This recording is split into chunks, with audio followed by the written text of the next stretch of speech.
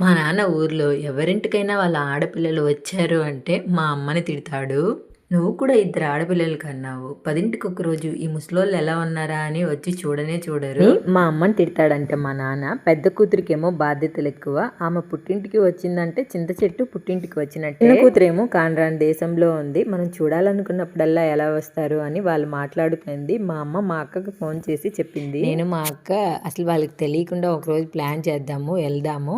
నువ్వు ఒక వంట చేసుకురా, నేను ఒక వంట చేసుకొస్తాను అని చెప్పుకున్నాం అనమాట. మా అక్క ఈ ఆదివారం వెళ్దాము అనింది. ఆదివారం కాకపోతే సోమవారం, కాకపోతే నాకు డౌట్గా ఉంది, నువ్వు ఇంట్లో చెప్పొద్దు అని చెప్పాను. ఆదర్శానికి పోయి శిఖరం ఎక్కుదాము అనుకుంటే అవసరాలు ఆపదలో తోసాయంట. నేను ఊరికి వెళ్దాము అనుకుంటే మా హస్బెండ్ ఊరికి వెళ్ళాల్సి వచ్చింది, మా అత్తకి హెల్త్ బాగాలేదని.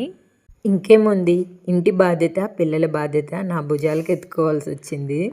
నేను రావడానికి కుదరదు అని చెప్దాం అనుకునేలేదు. ఆడవారి నోట్లో ఆవగింజైనా నానదంట. మా అక్క నోట్లో ఇసుకంత కూడా నానదు. అలాంటిది మా అమ్మ మా నాన్నకి ఫోన్ చేసి వస్తున్నాం మేము అని చెప్పేసింది. పిల్లలకి ఎగ్జామ్స్ ఉన్నాయి. మా అత్తకి హెల్త్ బాగాలేకపోయినా కూడా నేను అందుకే ఊరికి వెళ్ళలేదన్నమాట.